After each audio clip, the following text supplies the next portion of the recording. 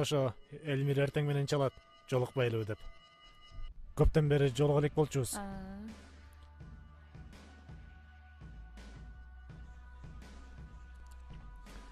Эмир кандай? Иштери болуп атабы? Жакшы акырындан. Жакшы. Жакшы болуп атат. Өзүңөр кандайсыңар? Ошентип жакында менеджер болом дечи. Болгонун болобуз го, эми иштей алат болдум бекен. Иштей аласың, андан коркпо. 1 жылдан бери бекер аракет кылган жоксуң да. Бизге болбойт. Туй ата, унутуп калчу болдум досум. Кандай бактылуусуңар? Ушул бактыңар эч убакта бөксөрбөсүн. Айтканга оңой. Ушул бакытка жетүү үчүн кандай азаптарды көрбөдүк. Алым мага айткан эмес. Эми жамандыктын баары артта калды. Ал кезде азыр эстегенге себеп жок. Бул теманы башка эле буралчы. Өзүңүз билсеңиз эле болдубу? Сен билгенде... Алым. Айтса айтып берейин. Бирок акыркы жолу болсун. Мен жашоомдо көп оорчулуктар болду. Бирок эгер ал кыйынчылыктар болбосо, бүгүнкү күндү көрбөйт элем. Адемиге жолукмак эмесмин. Алым экөөбүз тааныш болбойт элек. Мындан 1,5 жыл мурда башталган.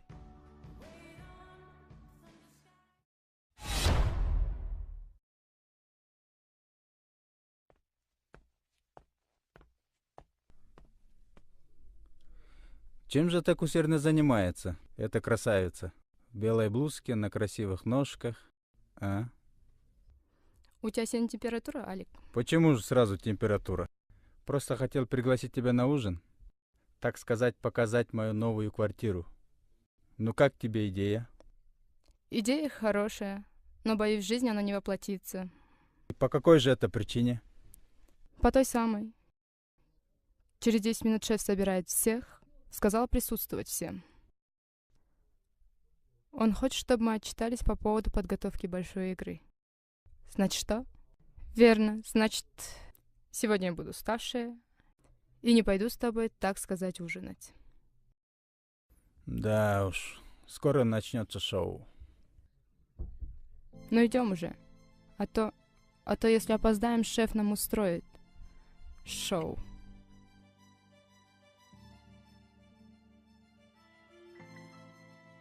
Здравствуйте, Бахадыр Турасович. Здравствуй, Сабиночка. Здравствуйте, Бахадыр Тарасович. Здравствуй.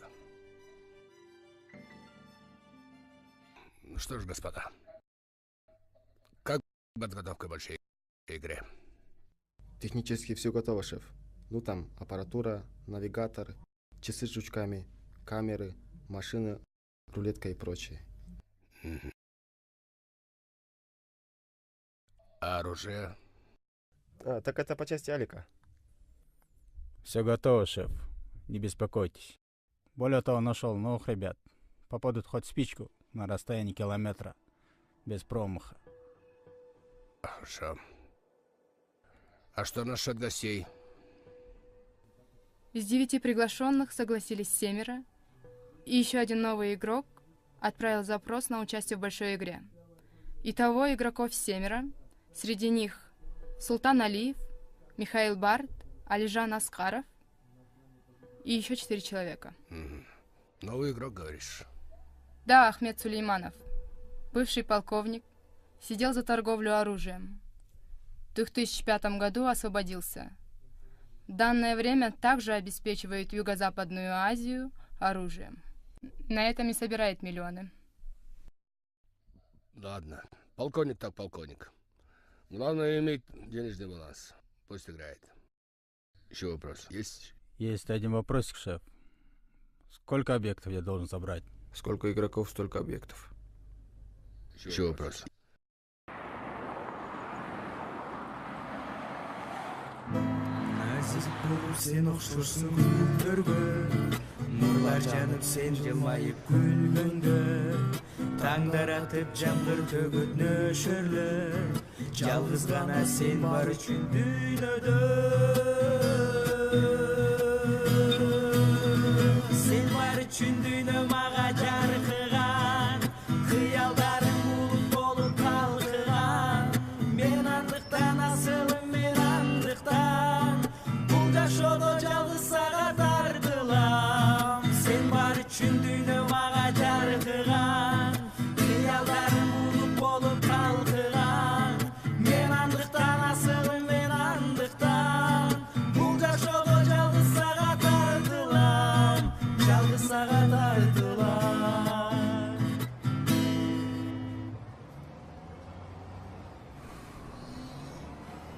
Батыр. Курсакта бир нерсе кылбайлы. Жаман ачык болду. Канча тыйым бар экен карачы. Так. 1, 2, 3. Нанга жетчүдөй баке. Нанго онан. Башы зыңылдайт, 100 граммдан сукпойлубу? Кой отурчу аныңды. Кечеден бери өзөк жалгай элекпиз го. Ачык өлтүрөсүңбү? Болду эми? Эмне атырыласың? Мен деле сен жаныңда олтурам го канча жылдан бери.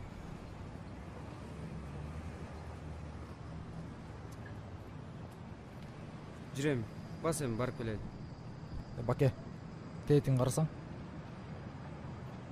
Кимди? Жумаш акени.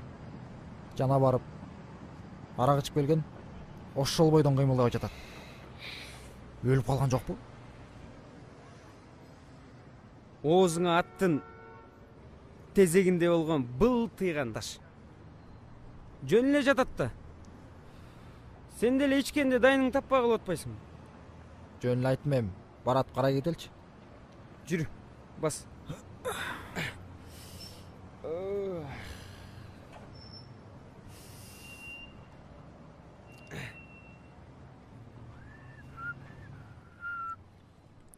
Жумаш аке. Жумаш аке. Жумаш аке дейм. Жаңы жылыңыз менен. Койчу. Ушу улуу кишини сылыңдабасаңчы. Жакшы элеспи Жумаш аке? Жакшы. Жакшы. Жакшы болсо жакшы да. Кеттик бас. Биз бир аз өзөк жалгайлы деп баратканбыз. Жүрбөйсүзбү? Энди Бизде бир аз тыйым бар. Жүрүңүз. Жүрүңүз Жумаш аке. Кел, туруңуз.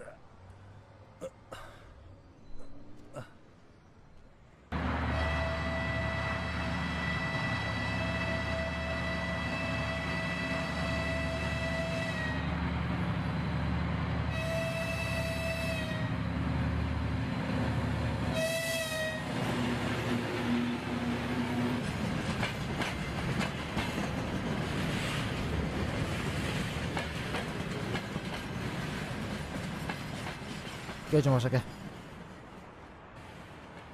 Gel.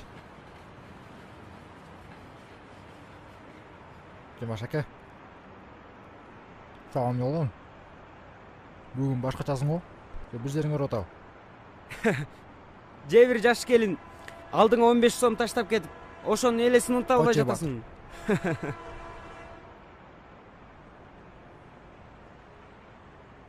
Жумаш аке. Жумаш аке. Ага көңүл урбай эле койчу. Сүйлөй берет ал. Жүр.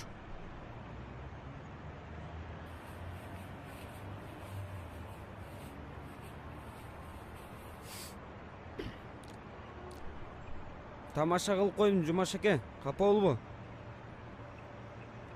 Бирок чын эле бүгүн башкачасың го? Эртеден бери. Бир нерсе болду деп эле. Айт да Жумаш аке, эмне болду?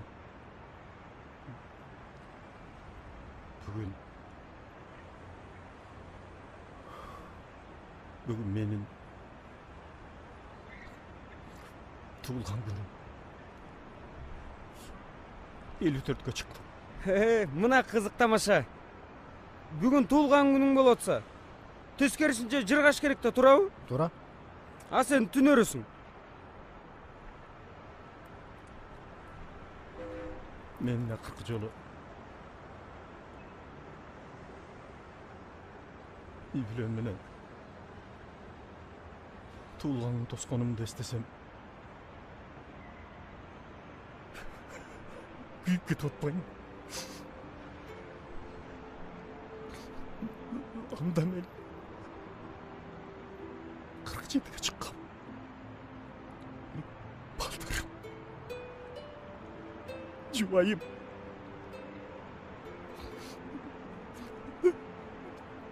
үй-жайым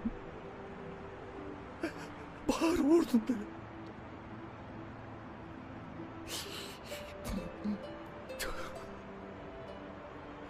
Я дегенде үйгө келген конокторду тосуп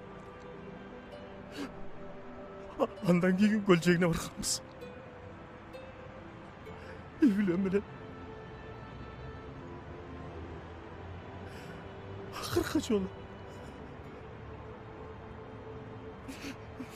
өткөзгөн жакшылыгым ошол болду.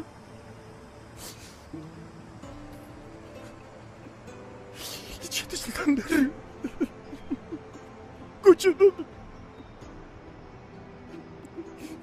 ошол күндөрдүн бир мүнөтүн Коем, Жумаш аке, болду. кудуретим жетпей Жумаш аке, отасыңбы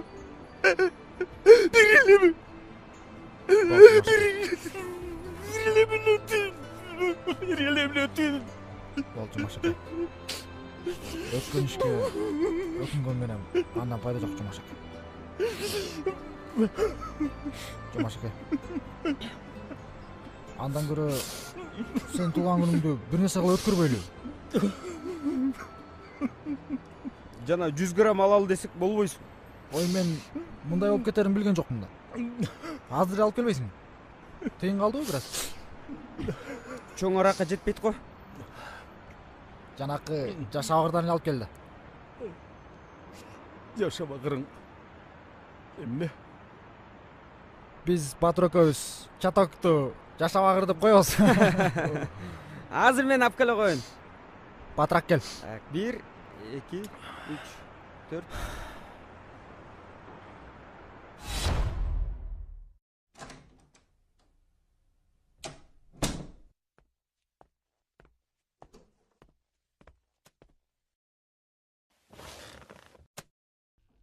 Нет бы постучаться. К элементарной этике не могу научить. Да ладно, па, я же тебе не секретарь. Я твой сын еще, не забыл? Чего тебе? Ну, отцовской любви от тебя, конечно, не дождешься. Так что мне нужны деньги. Слушай, гаденыш, я зарабатываю деньги не для твоих развлечений, понял? Да не нервничай, отец, успокойся. Нашелся мне ангел. Ты же скажи спасибо, что я тебя отцом называю. Так, у меня времени нет. Ты дашь мне денег или нет? Если да, то давай. Если нет, то я спрошу в долг. Только помни, расплачиваться будешь ты. Если я тебе, конечно, нужен. Пошел вон! С глаз моих долой, гаденыш!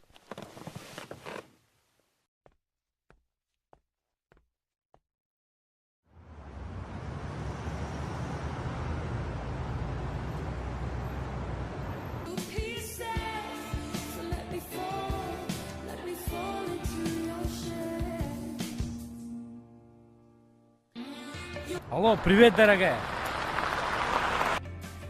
Это как понимать? Ну что на этот раз? Я это у тебя хочу спросить. Сколько можно, Макс? Ты же обещал, что завязал с наркотиками. Тебя видели в кафе, обкуренного, буянил как ненормальный. Когда ты человеком станешь? Адеми, солнышко, я все объясню. Где ты сейчас?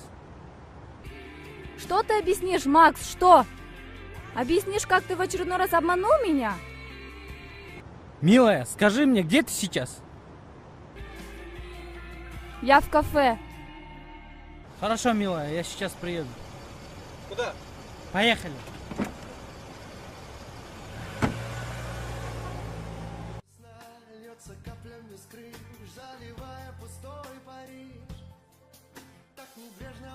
Сколько раз он обещал бросить эту гадость? Подруга, он уже не станет другим. Горбатова могила исправит. Я уверена, он сейчас придет, лапшу на твои доверчивые уши повесит, и ты как всегда поверишь. Может, мне бросить его? Не знаю, не знаю. Сколько раз я уже услышала это от тебя? Я уже запуталась, сама не знаю, что делать. Ну, с другой стороны, тебе повезло, да? Выйдешь за него, до конца жизни будешь обеспеченной женой олигарха. Да ну мне его богатство. Хотела найти нормального человека, искреннего, который не обманет. поддержит в трудную минуту, который будет надежной опорой в жизни. Вот такого я хотела Селя, а не этот наркоман. Нет, честно говорю тебе, лучше мне добросовестный бомж, чем этот Макс. Он так мне надоел. Он здесь часто бывает. Еще чаще он бывает, когда он в дозе. Ну ты понимаешь, о чем я. Так что я не знаю, подруга, решай сама. С одной стороны, парень красивый, богатый, обеспеченный. Ну, с другой стороны, наркоман и бездельник. Более того, бабник. Прям неразрешимый парадокс какой-то. Привет. Ладно, ребята, чувствуйте себя как дома. Только не переборщите, а то кафе разнесете.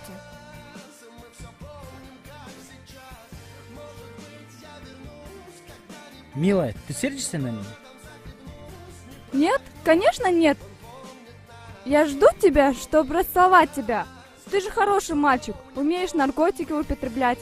Обещалкин чертов. Адуся, это исключительный случай, честно. Просто в эту субботу один мой друг в Америку уехал. И в честь этого отъезда мы устроили небольшой вечер. Там курили. Ну, милая, это больше не повторится. Мой друг же не каждый день уезжает в Америку, верно? Ну да, в прошлый раз ты говорил, что у тебя у друга свадьба. Мой друг же не каждый день женится, верно?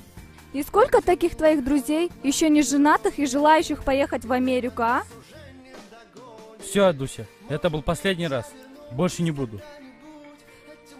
Мне надоело твое вранье, Макс. Выбирай, либо я, либо наркотики. Ты, конечно ты, солнышко. Я же люблю тебя безумно. Порой иногда очень трудно в это поверить. Дай мне еще один шанс. Я исправлюсь, обещаю. В следующий раз я просто уйду, Макс. Следующего раза не будет. Мир? Мир. Давай тогда отметим это. Окей?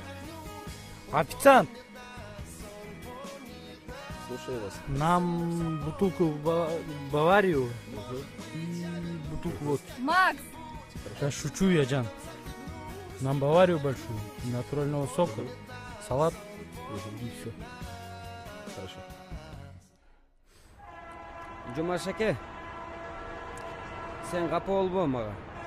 Сен Элмир экөөбүздүн өз атабыздай элесиң. Биз сени улуу көрүп... Токточу. Эмне деген келип атат? Жок, эмне деген келип атат? Эмне? Өз балдарың менен чыгып атасың деген келип атабы?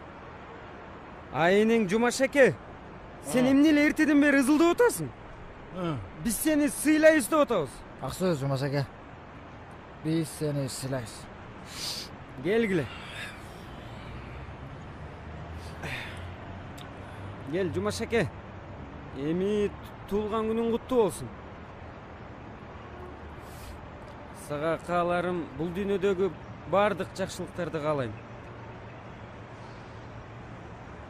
Жашоо кандай болсо дагы маанай көп чөкпөсүн. Главный ден соолукко, Жумаш аке. Ошо, анан ооруба. Баягы чындык кайсы тарапта жылтыраган аракта дейт. Болчу, арак муздап калма болду. Токточу, сен сүйлөтөсүң? Ошо, Жумаш аке. Ден соолук болсун,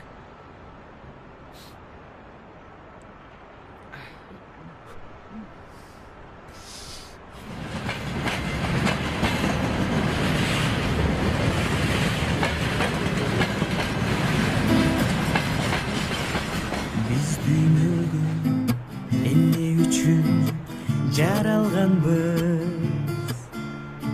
Biz turmuşta daregi jok adamdarбыз. Eyvay eker ötüp жатып жаныбыздан. Антип бизди жаман көзгө карабаңыз. Бизде да соғып турган жүрөктөр бар.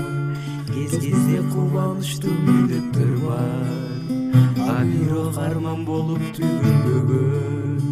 Бул досуң ар кеч сайын түнү көз бул досуң ар кеч сайын түнү көз Кайылмын алтындарга, кайылмын берметтерге, алып саргызарсаса, жакшы күн келбек беле. Кайылмын күгүнүчлөргө, кайылмын берметтерге, а бирок ырырдасам, жакшы күн келбек беле. Кайылмын алтындарга, кайылмын берметтерге, а бирок ырырдасам, жакшы күн келмек беле, жакшы күн келмек беле.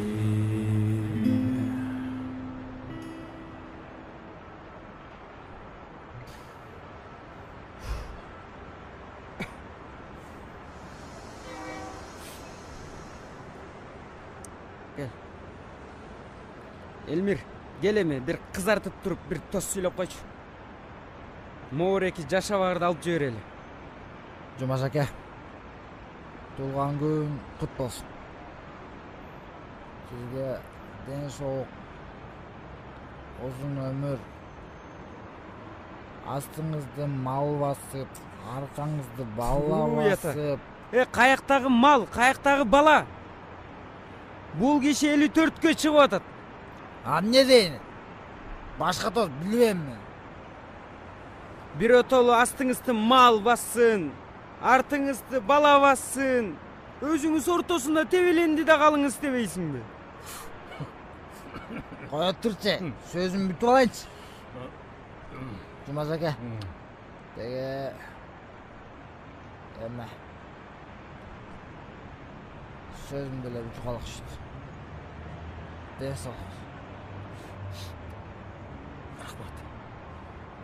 Рахмат балдар. Рахмат. Ушунча жылдан бери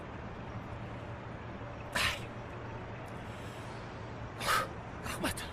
Рахмат. Кел.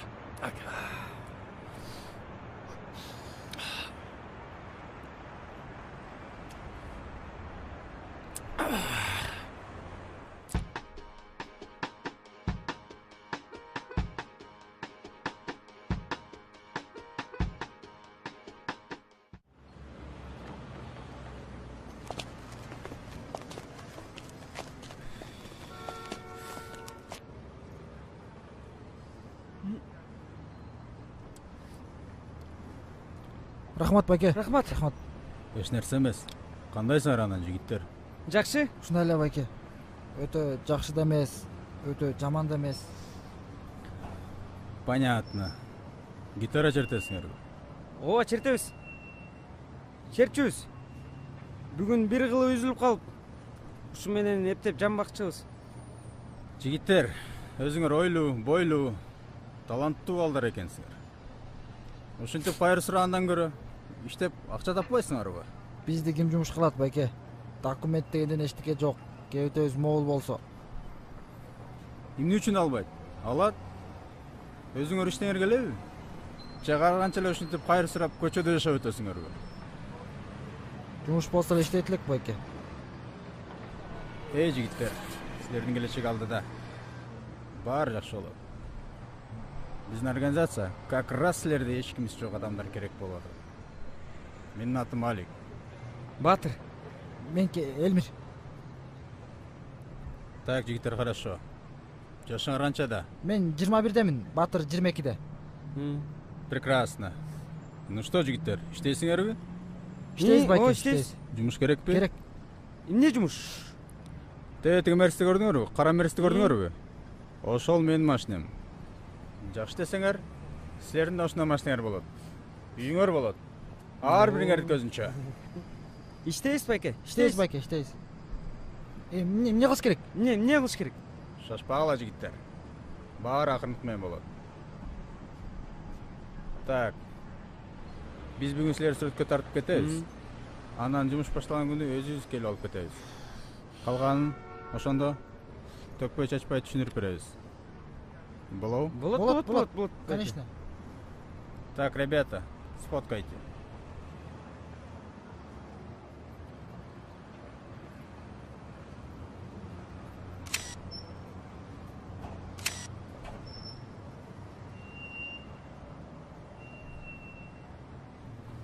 Ну все, жігіттер, көрішкенше. Черт, чуть не забыл. Сілерге кішінекей білектеріз бар. Давай сюда.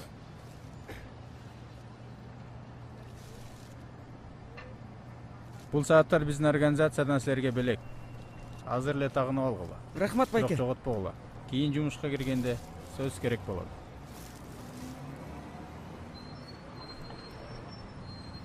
Ну все, давайте, жигиттер. Рахмат, байке. Алик байке, Да. силердин организацияга жаш өтүп калгандар иштесе болобу? 70-теги абашкалар жарабайт иним. 70 эмес байке, 54-тө. Кимди айтып атасың? Подземканын ар жагында Дайыр байке бар. Ал деле иштей алат. Давай посмотрим. Жүргүлө.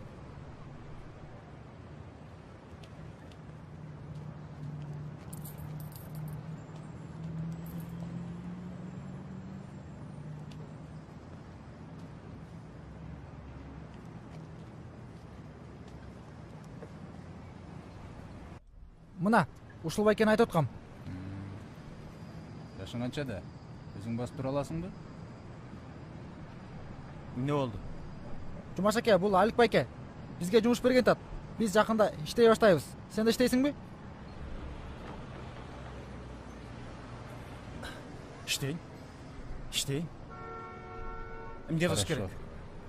Объясните. Жумаш аке, азыр булар сени сүрөткө тартып кетишет. Анан жумуш башталганда өздөрү келип алып кетишет. Жакшы төлөйт экен.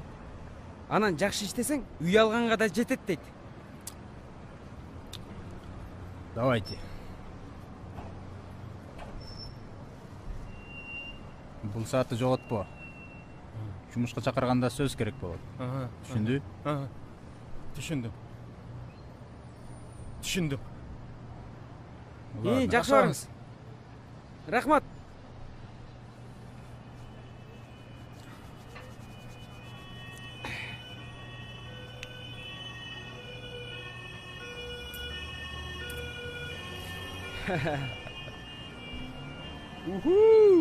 Акыркы 20 күн ачка болбойт экенбиз. Караш Жумаш аке.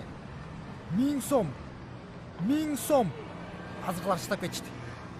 Андан көрө эмне тамак алып ичсек, я. Бүгүн кечинде той кылбайлы? Эмне той? О? Ай Жумаш аке, такыр фантазияң жок да. Жакында жашообуз өзгөрүп атпайбы? О? Кудай буйрса, акча таап баштасак. Bir gün кечке тамак ичпесем, анан бир кычыраган костюм алам.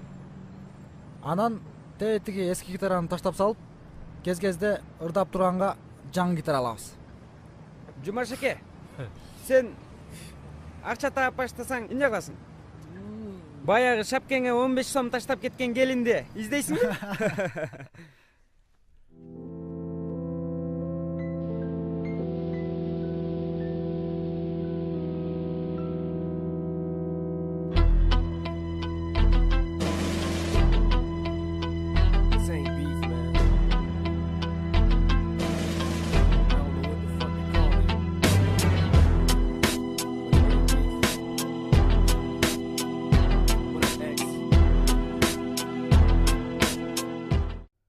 Всех приветствую, господа. Благодарен, что не отказались участвовать в большой игре. Поверьте на слово. Игра будет действительно большой. Временами, может, даже жестокой. Но я думаю, здесь сидят люди большие и жестокие. Таким образом, игра выдумана для таких, как вы. Разумеется, и для меня в том числе. Передаю слово модератору. Здравствуйте, господа. Я модератор большой игры. Готов объяснить правила. Что ж, начнем. На этих 8 конвертах находятся фотографии обычных бомжей. Это обыкновенные бомжи, которые живут у нас в городе. Для них была обещана работа. И каждому мы подарили часы, внутри которых есть жучки. С помощью этих жучков мы их найдем по навигатору. Суть большой игры такова. Игроки выбирают себе конверты и делают ставки. Открываем конверт, показываем, чей это бомж. Затем мы делаем ставки. По правилам большой игры мы этого бомжа приводим сюда. Объясняем ему суть игры и даем ему ровно час времени, чтобы он как можно дальше убежал. Когда пройдет час, охота начнется. Группа вооруженных людей начнет за ним охоту. Когда бомжи один за другим будут удалены с лица земли, мы будем фиксировать время. В конце сравним результаты всех. У кого было больше всего времени, тот и победил. Все деньги перейдут к нему. Господа, вам ясен суть нашей игры? Тогда желаю всем удачи. Можете выбирать себе конверты.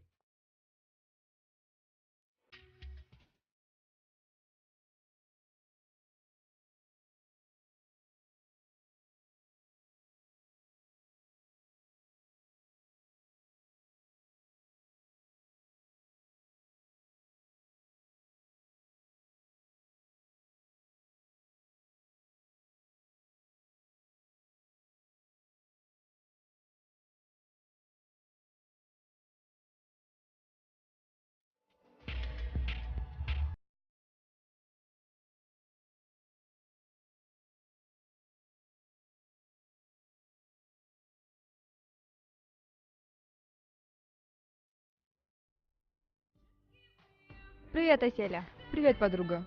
Какими судьбами пришла, я знаю. Ты лучше скажи, откуда идешь? С репетиции? А при чем тут судьба? Я пришла просто поболтать с тобой.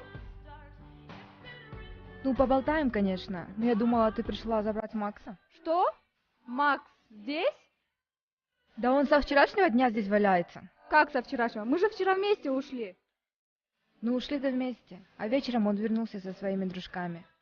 И более того, он был обкуренный. А где он сейчас? Там, в кабинке.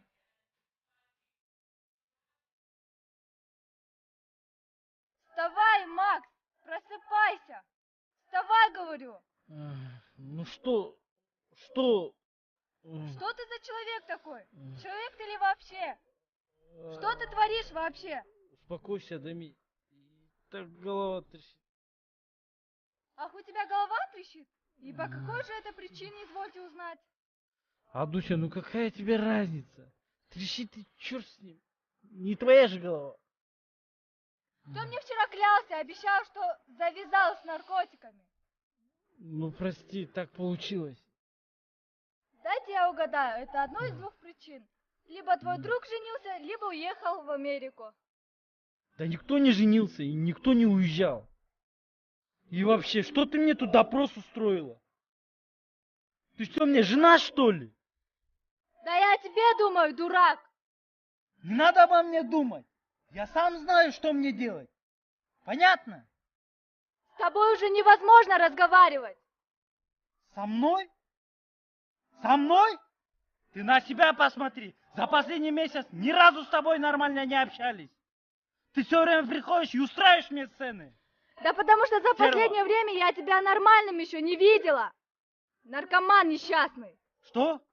Что ты сказала? И сам несчастный, и мне покоя не даешь. Да я тебе сейчас. Да пошел ты.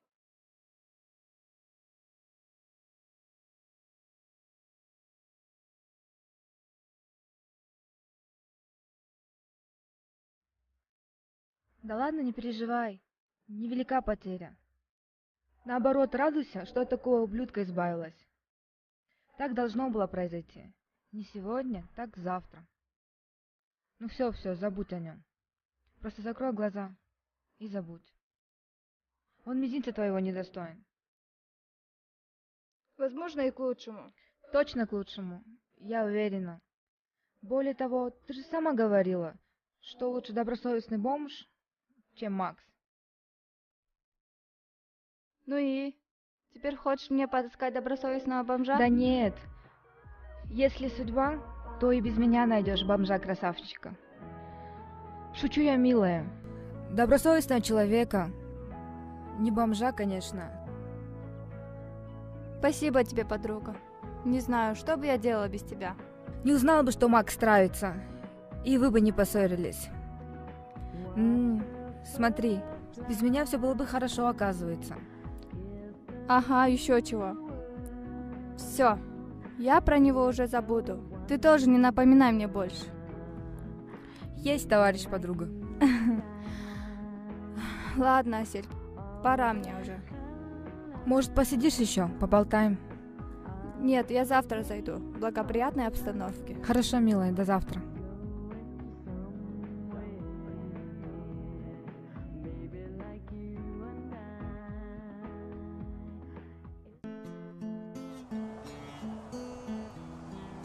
Birincisi Baltek'ten, ikincisi Cempek'ten, üçüncüsü Alicaş okup жүрüt mektepten, dördüncüsü Törөгөн, dört balasın bölөгөн, dört balasın bağalbay, törkününө жөнөткөн. Помогите! Бети başı жаралып. Урдады, жүр.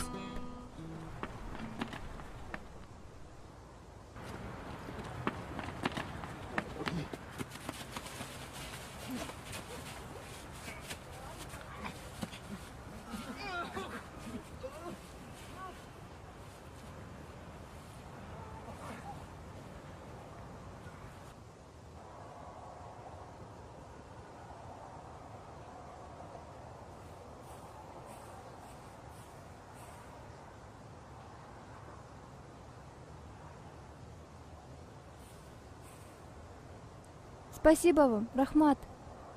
Эч нерсе эмес. Сизге тийген жокпу? Жакшы элесизби? Жок, рахмат, жакшы. Бу да сиздикиби? Ооба, рахмат. Автобустар токтоп калды окшойт. Кантип кетесиз? Нет, у меня жолдун аркы четинде машина стоит. Машинага чейин узатып коелу. Абайлаңыз.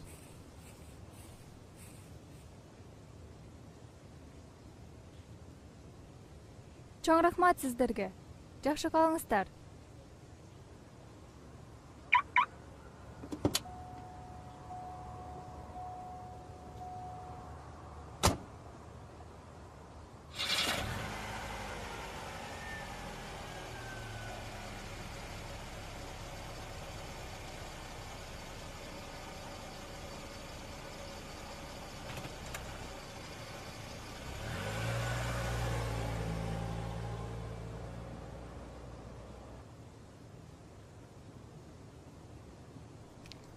Машинасы кирчит экен, э? А эмне? Өзү жаккан жокпу? Жо, жакты. Өзү деле татынакай кыз экен. Күндүз болгондо жакшылап карап алат элем. Бирок ал сени карабайт го. Эмнеге карабайт экен? Жакында иштей баштасак, машинада алам, кычырап кийинем. Анан көрөбүз, карабайт бекен, карайт бекен. Эмке, сен эмне унчукпайсың? Не дейин? Не, сүйүп калдыңбы? Жок чар. Жумаш эке. Мо сүйүп калыптыр, точно сүйүп калыптыр. Бирок сен досум кичине кечигип калдың. 5 мүнөттөн бери ал сулуу меники. Так что тарма дос. Бактылуу бол айланайын. Өзүң эле буйрсун. Кереги жок мага. Карасаң Жумаш эке. Карасаң? Мо точно сүйүп калыптыр. Кызганып атканын карасаң? Болчу. Бирок сага деле жардам берем досум. Сени кантип унутайын? Өзүнө окшош келишкен подружкалары болуш керек. Ошолор менен сени да тааныштырабыз. Жумаш эке. Туура. Мына, Жумаш акемди да унутпайм. Жана кыздын машинасын айдап алып, баягы Жумаш акенин алдына 15 сом таштап кеткен келинди таап берем.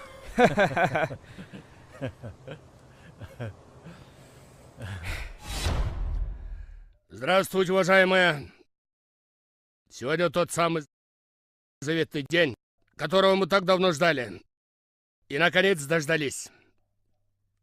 Смотрю на вас и радуюсь. Как вижу, все готовы к большой игре.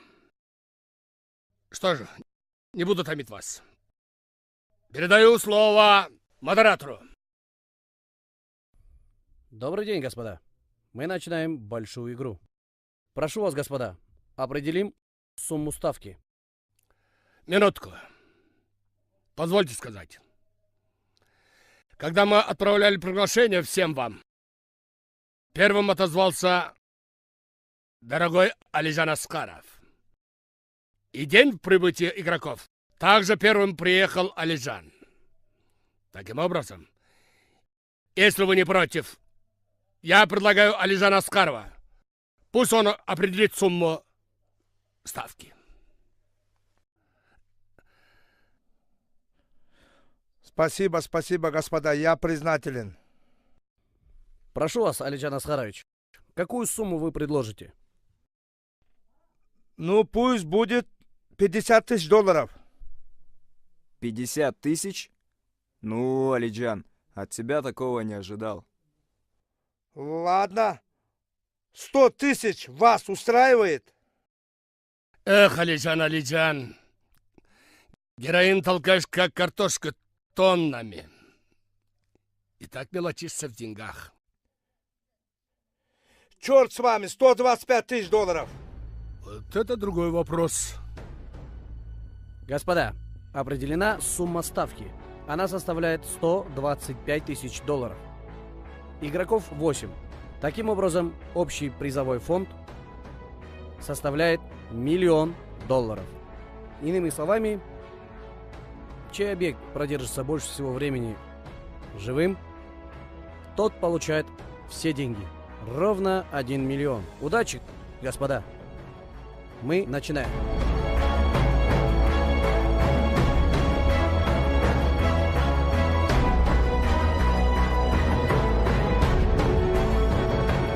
Господа, у нас есть первый объект.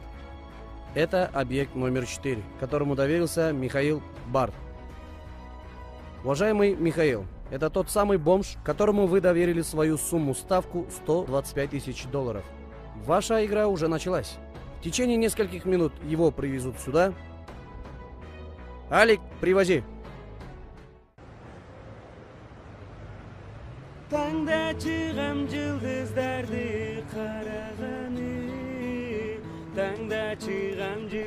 Assalomu alaykum aka. Assalomu alaykum. Jumush boshlandi Alp aka. Башталды. Бирок азыр эмес, кийинчерээк. Кызык. Кандай жумуш болду экен? Иши кылып колубуздан келсе болду да. Туурабы? Жакында биздики да башталат.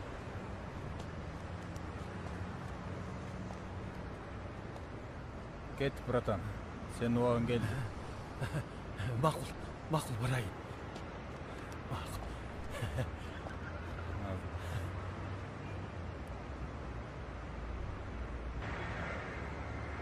Эмнеге биринчи Жумаш акени алып кетти болду экен? Үчөөбүздү чогулуп кетсе деле болот эле го.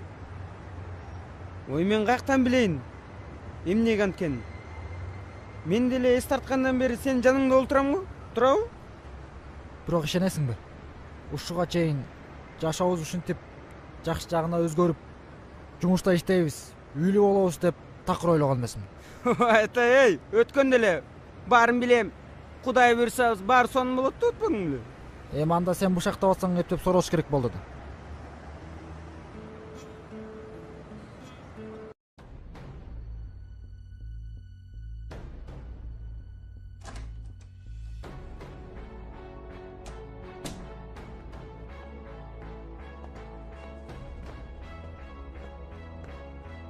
Атың ким? Атың ким? Атың ким? Жумаш. Итак, господа, время 9:15. По правилам игры, у объекта номер 4 есть ровно 1 час, чтобы спасти свою жизнь. Время пошло.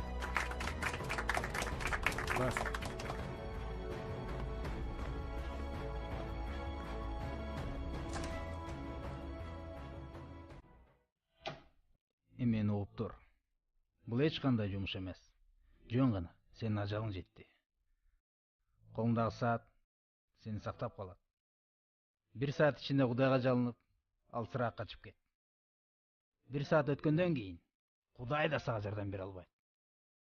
Кууп жетип, көчөдөн ит аткандай атып кетем. Уктуңбу? Кач. 1 сааттык жашооң калды. Айбан. Кач. Жардам берчи. Мени өлтүргөн жатышат. Жардам берчи. Жардам берчи. Жардам берчи. Мени өлтүргөн жатышат. Мени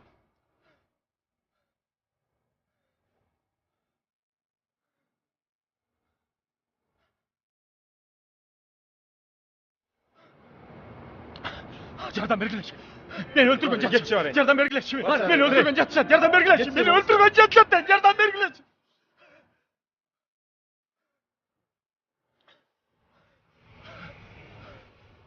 Жардам берчи. Мени өлтүргөн жатышат. Жардам берчи.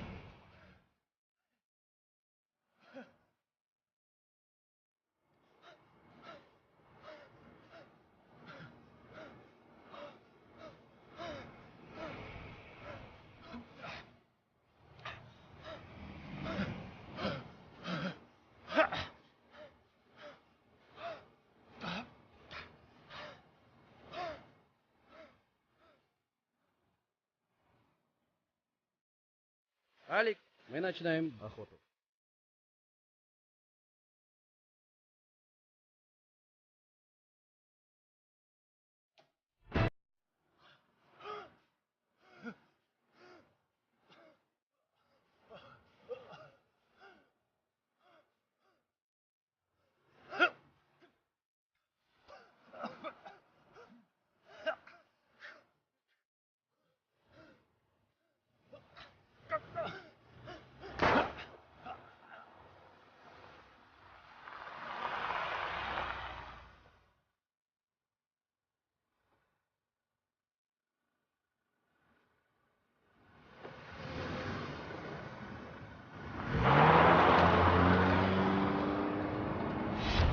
Уважаемый Михаил, ваш объект продержался всего 18 минут.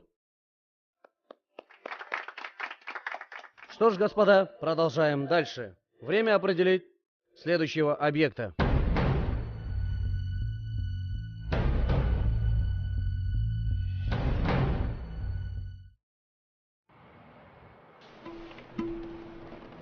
Жумаш аке, эмне кылып жүрүп болду экен? Ушундай суроолор көп бересиң Элмирей. Мен каяктан билейин? Сенин эле жаныңда отурамбы? Негизи эле айтам да. Экөөбүздүкү качан башталат болду экен? Экөөбүз эки башка жумушка иштеп калсак, анда кандай кылабыз?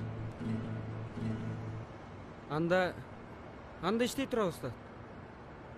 Жумуштан бош убакта кезигип турабыз. Туурабы? Окшоп атабы? Окшоштурабыз. Окшошпой кайда бармак эле?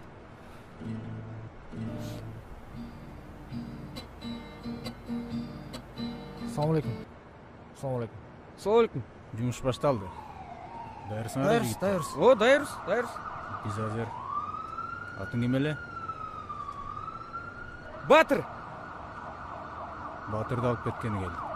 Сага кийинчерээк келебиз. Хорошо? Поехали тогда и ним. Мейли анда досум. Мейли анда.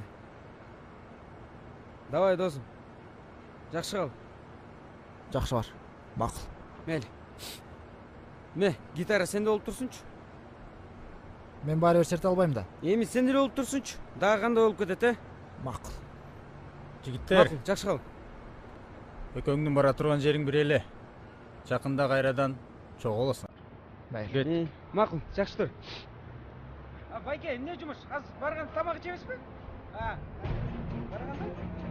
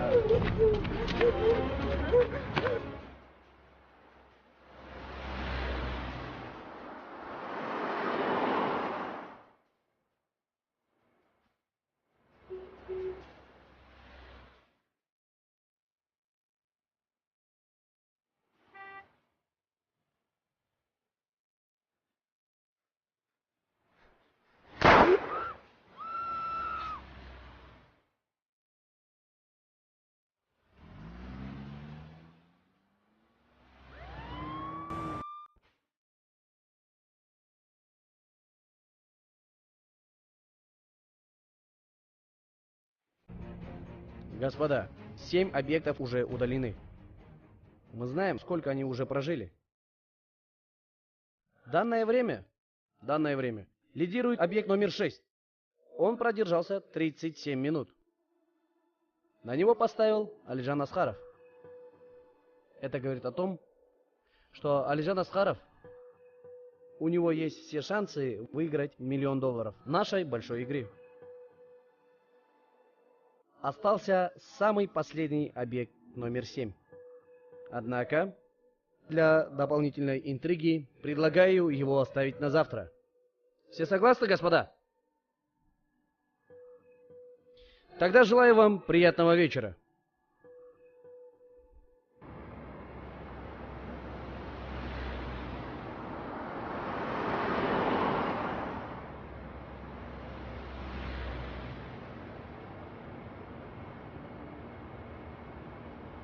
Саламатсызбы?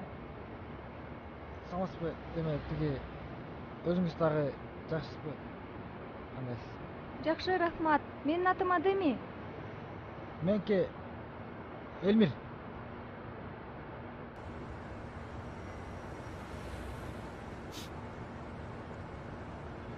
Бүгүн сумкаңызды эч ким алып качкан жокпу? Жок, бүгүн караңгы боло элек да. Жакшы.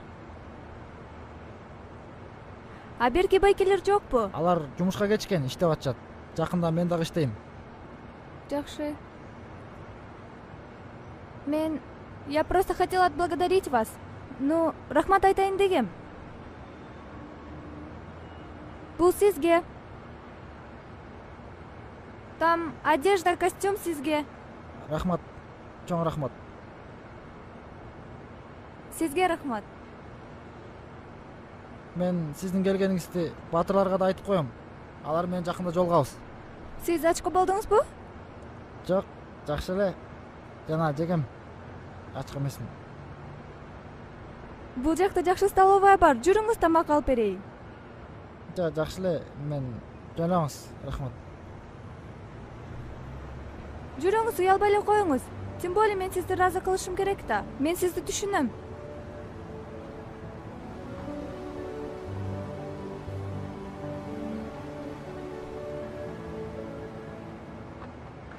Жүргүзүлүп, алар кайтарууга алынат. Кыргыз өкмөтүнүн ил бирикти сактап калуу боюнча улуттук стратегиясы. Он со мной, я оплачу все неудобства. Хорошо. Адеми, сизге чоң рахмат. Бирок кайра эле кете береличи. Жүрүңүз, аларга көңүл бурбай эле коюңуз. 87 000 гектар болот. Келиңиз, бул жакка отуруңуз. Ак ил ресурстун миграциялык жана сары чат менен аны айтып атышат. Белгилеп да кетип атабыз. Официант. Коридору түзүлөт. Аркар кылжалардын миграциялык коридорлору түзүлөт. Сиз кандай тамакты жакшы көрөсүз? Мен Понятно. Лагман порцию, борщ, плов и салат какой-нибудь. И напиток, желательно натуральный. Через 5 минут будет. Хорошо.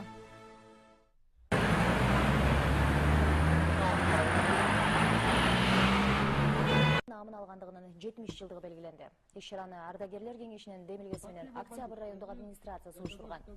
Ага Дайыр Асановдун үй-бүлөсү согуш ардагерлери Жей бериңиз, тамагыңыз таттуу болсун. Батырдын намын алган Кыргыз улуттук аскер лицейинин курсанттары жана студенттери катышты. Иш чаранын алкагында Баатырдын жакындары жана ардагерлер сөз сүйлөп, эстелигине гүл коюлуп эскеришти.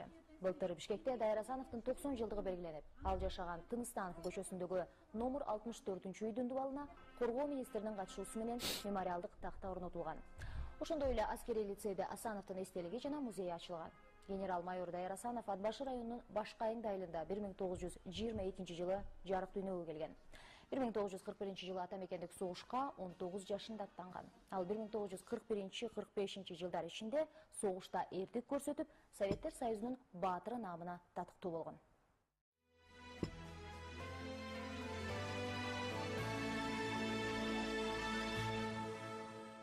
Бүгүн шаардын борборлук көчөлөрүндө тактап айтканда түндүк магистраль Леонов көчөсүндө, Пишпек паркынын айланасында жана азырынча тактала элек шаардын башка аймактарында окко учкан адамдардын денелери табылган.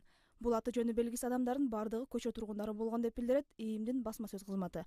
Бардыгы биригип 8 адамдын жансыз денеси тууралуу шаар тургундары тарабынан милиция кызматына билдирилген. Кандай себептер менен жана ким тарабынан көчө тургундарына ок чыгарылган азырынча белгисиз бойдон калууда. Курман болгондордун жараттары ар түрдүү, бирок ага карабастан бардыгына бир эле тапанчадан ок чыгарылгандыгы белгилүү болду. Көчө тургундарынын өлүмү кимге керек болгондугу Элмир башкы прокуратура тарабынан иликтөөгө алынат. Элмир, эми каяка барасың? Батырды өлтүрүп кеткен турбайбы адеми?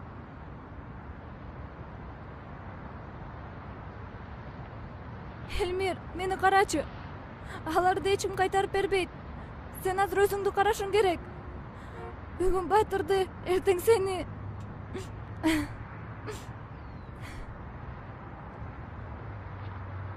Мен кетишим керек адеми. Рахмат сага.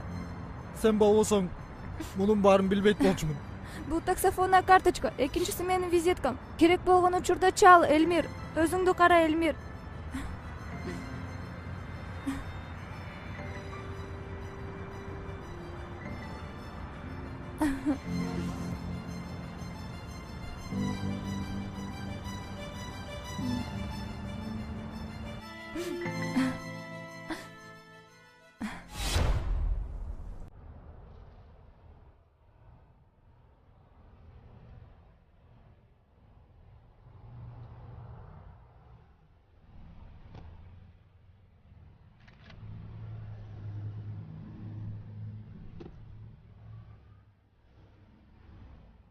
Качып кетем деп ойлодуңбу, жигит?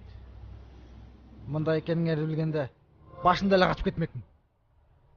Эми кеч болуп калды. Сенин тагдырың давно чечилген. Мен сага айтпадым беле? Досуң экөөң бир жерге барасың деп. Ал сени аркы дүйнөдө чыдамсыздык менен күтүп жатат. Кеттик.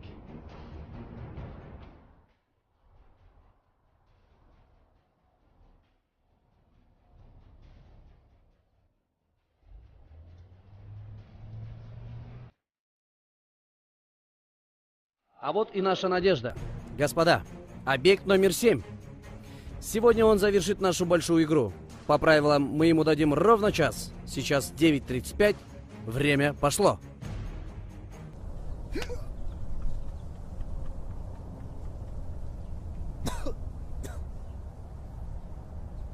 Колуңдагы саат сени өлүмдөн сактап калышы мүмкүн.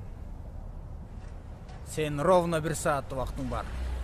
Алысыраак качып кет.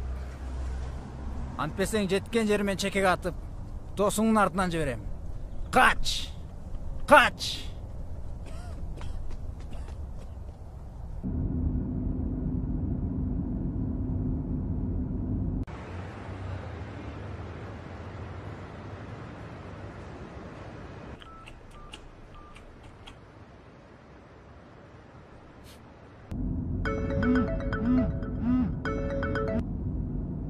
Алло? Алло, адеми. Бул мен Элмир. Элмир? Адеми. Мага 1 саат убакыт беришти. 1 саат өткөндөн кийин мени да өлтүрүп кетишет. Сенде бир өтүнүчүм бар. Угуп турчу. Баатырды бардыгын ким өлтүргөнүн билем. Алар Аврорада отурушат. Адеми. Мени бираздан кийин өлтүрүп кетишет. Суранам. Алардын дарегин керектүү жерлерге айтып койчу. барып кармашсын. Менден кийин дагы канча кишини өлтүрөт, ким билет. Суранама деми. Элмир, мен бардын сен айткандай кылам. Сен өзүңдү кара, Элмир. Алыс кач. Кош бала деми. Элмир, бир аз токтой турчу. Угуп атам. Мен эч качан сенде жүрөгү таза адамды жолуктурган эмесмин. Кош бол. Алло, Элмир. Элмир.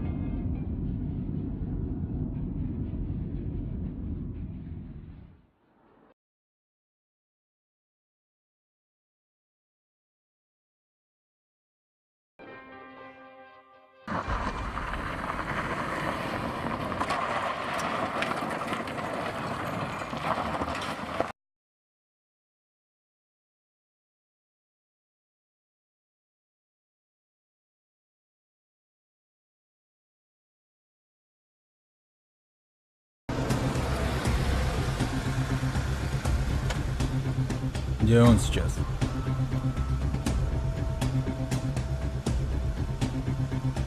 По северной магистрали на запад. Поехали.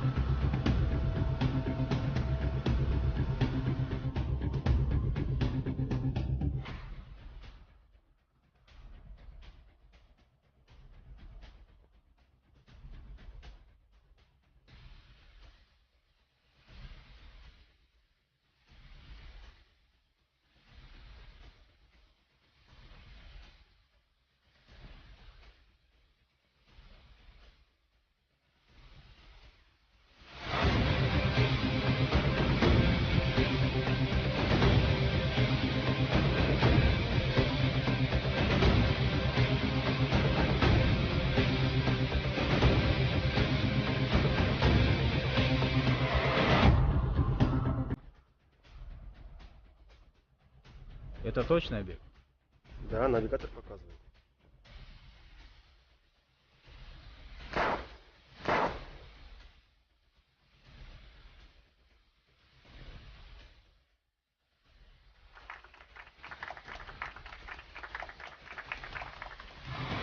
Господа, объект номер 7 продержался 41 минуту. Таким образом, Ахмед Сулайманов является победителем большой игры. Поздравляю!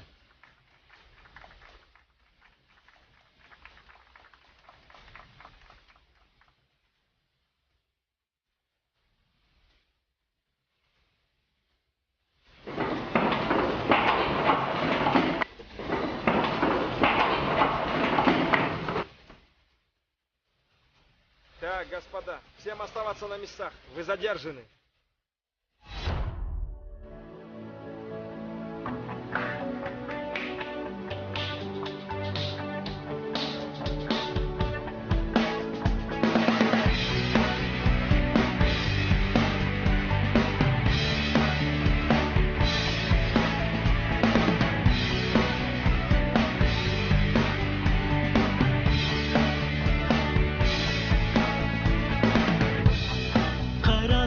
Canlı süygөнгө кайгы муңдар толгон күндөрдө бакыт болуп келдиң күнөмгө.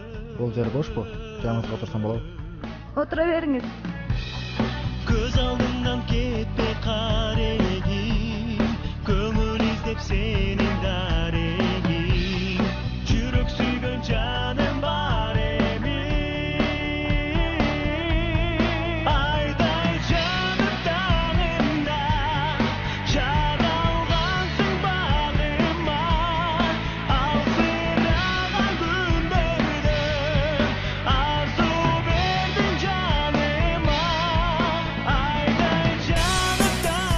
Колуңдагы саат сени өлүмдөн сактап калышы мүмкүн.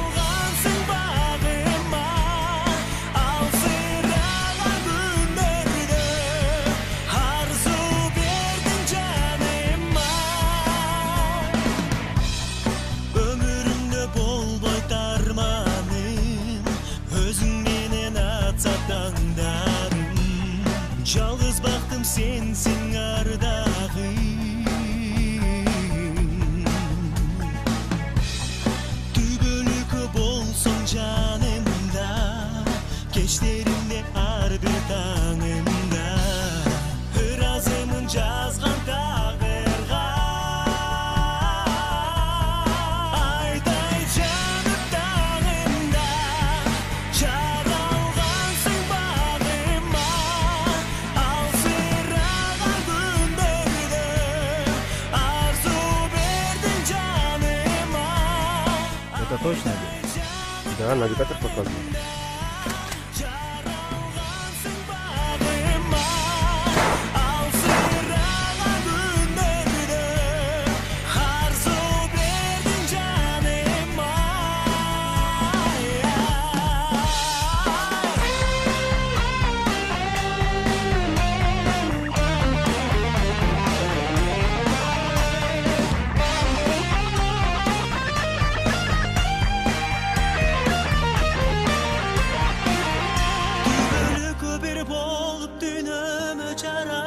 Canım var emin, asıl zatım çalgızım, takdırdan belegim sensin karegim. Hayday canım dağında, jaralansın bağıma, alsıran gündörde arzu verdin canıma.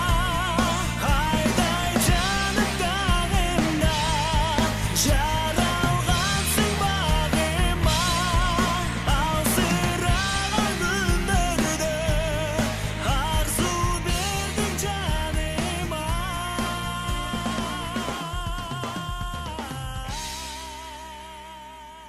Ушундай окуя. Да, көп кыйналыптырсыңар. Бирок ал маанилүү эмес. Бардыгы жай-жайына келгени жакшы болуптур.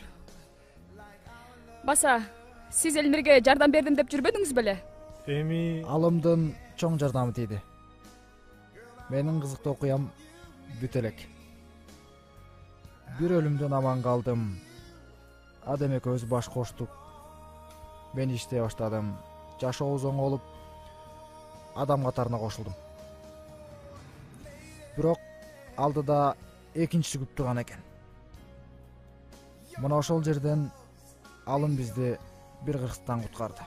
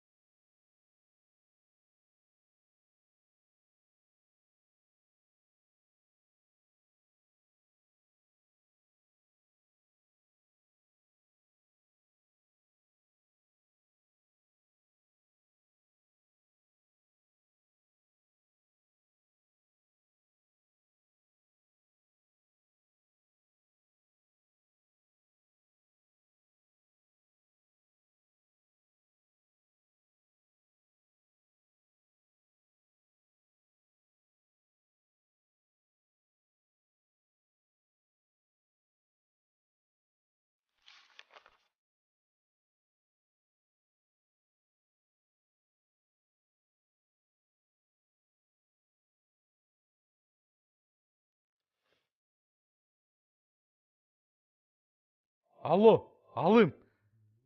Собери всех! Быстро! Стволы готовьте! Колеса! Через 20 минут жду всех на старом месте!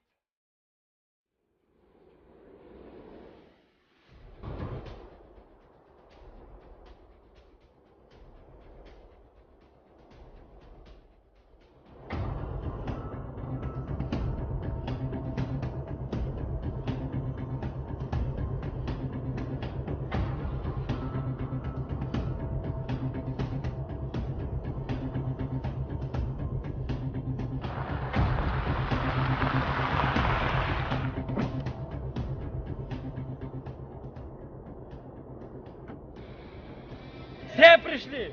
Я собрал всех, кто в городе, братан. Слушаем сюда внимательно. Повторять не буду. Человек, который обеспечивал меня, всех вас, сидит в тюряге. Виновника я нашел. Вот его образ. 10 тысяч зеленых, кто придет мне живым. Казнить его буду лично. Всем понятно? Время пошло. По машинам! А мне что делать, братан? Ты поедешь со мной.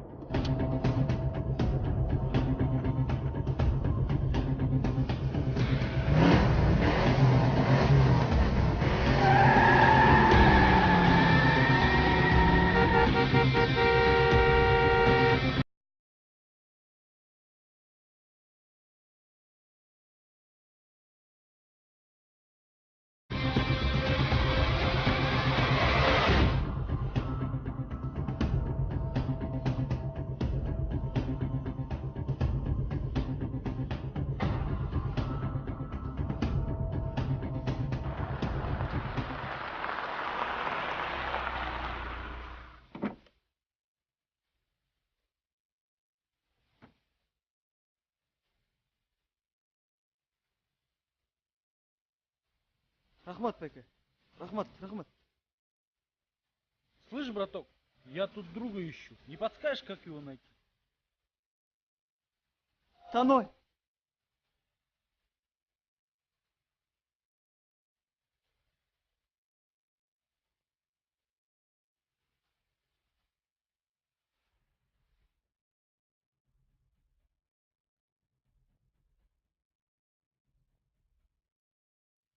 Рахмат. Да не за что. Пустяки. Знаешь его? Знаешь? Жоқ, танойс. Бас кеттік.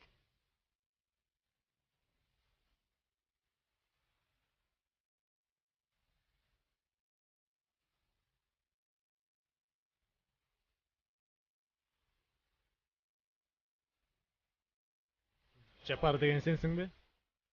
О, мен. Слышь, браток, мы тут друга ищем. Не поможешь его найти? Кем ол? Эльмир.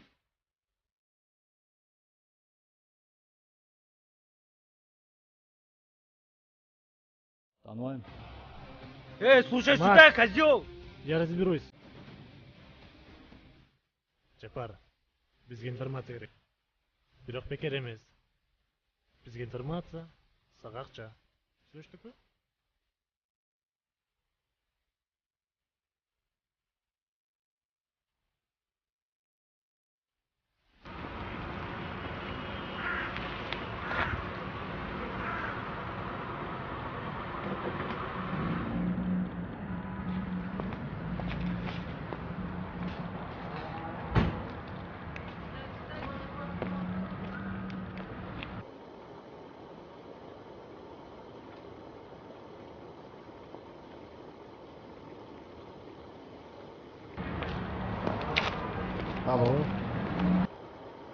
Алло? Эльмир? Ауза. Ты на работе? Нет, я уже подъехал. А, уже подъезжаешь? Я сейчас дойду. Все хорошо.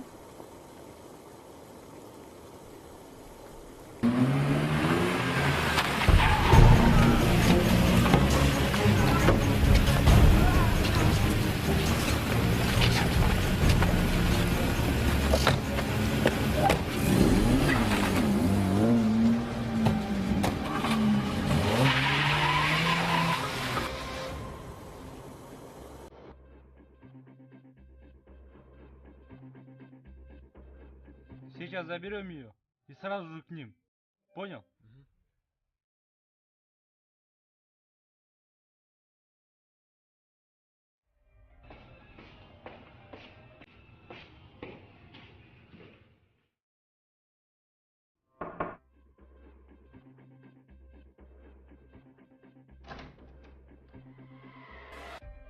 Что ты, дорогая? Я думал, ты соскучилась. Уходи, Макс, пожалуйста. Я тут концерт устраиваю. Не хочешь посмотреть? Хватит концертов, Макс, просто уйди, пожалуйста. Я уверен, тебе понравится. Ты знаешь, кто в главной роли? Эльмир. Эльмир? Что с ним? Где он? Поехали, скоро увидишь.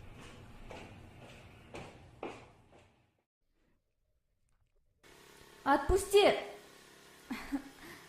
Ай. Отпусти!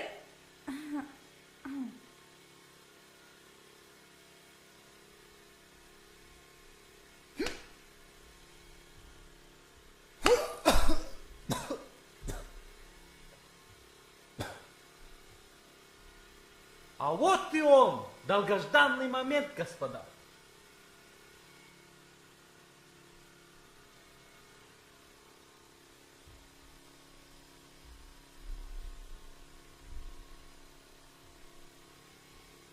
Смотри на меня, в глаза мне смотри. Ну как тебе? Приятно? Отвечай! Да пошел ты.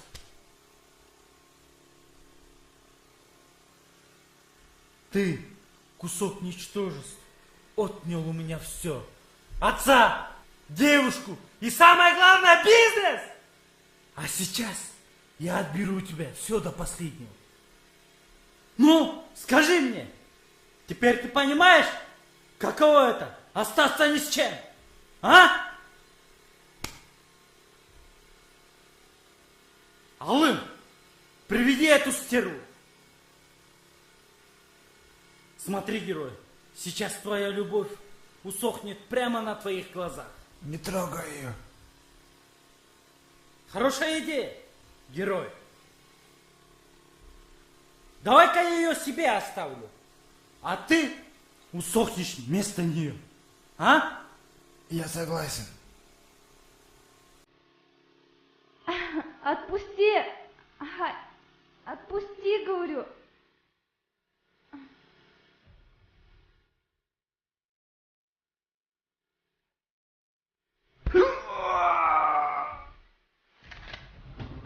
Передай пламенный привет всем своим Эльмир! коллегам. Кого убил мой отец? Ты понял? Алло, да, здесь. Макс, тебя. Отпусти! Алло! Ай. Давай не сейчас! Отпусти, говорю. Я занят! Хорошо. Тебе повезло, герой, но это временно. Алым, помучи его! Нет! Не трогай ее! Нет! Отпусти! Нет! Отпусти! Нет, отпусти! Не трогай!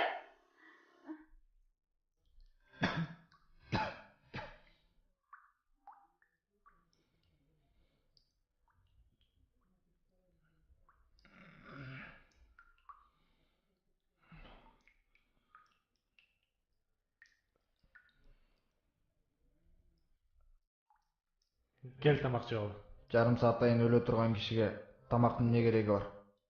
Мага ишенип кой, керек болот. Кое тур, колуңду чечип коеюн.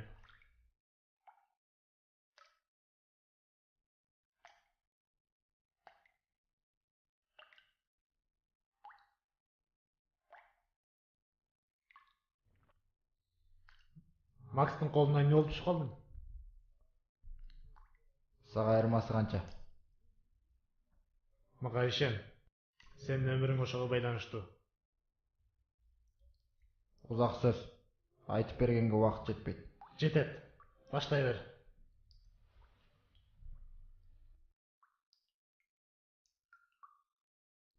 Мен балдар үйүндө чоңойгом. Анда бомж болчумун.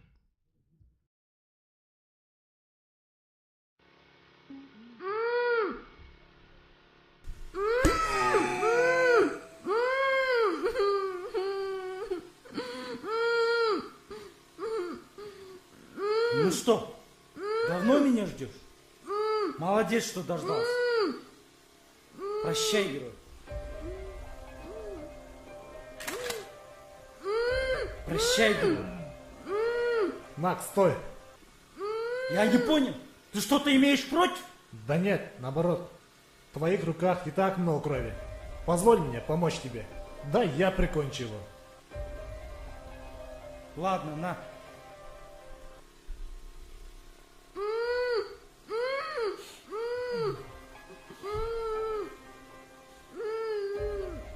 Стоять! Ты что творишь, Алым? Все кончено, Макс. Все это время я был под прикрытием. Всем стоять! Оставаться на местах! Взяли!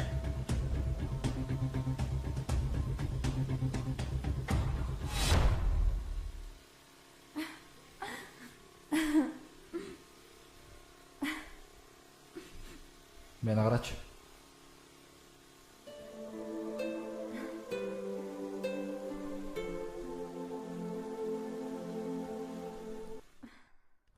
Ошентип Алым бизди бир кырсыктан куткарды. Кстати, рахмат айттым беле? Жок ай, качан айттың эле? Койчу досум, айткан жокмунбу? Тамаша досум. Андан бери күнүгө эле айтып келатасың. Жашоо кызык нерсе экен. Алым экөөбүз 9 класска чейин чогуу окуганбыз. 9-ду бүтүп алып МВДнын академиясын тапшырып кеткен. Ошол бойдон көрбөй жүрүп Макстын жанынан жолуктук. Ооба. Келгилем, кечкеле мени мактай бербей. Могу эки бактылар үчүн алып коелучу.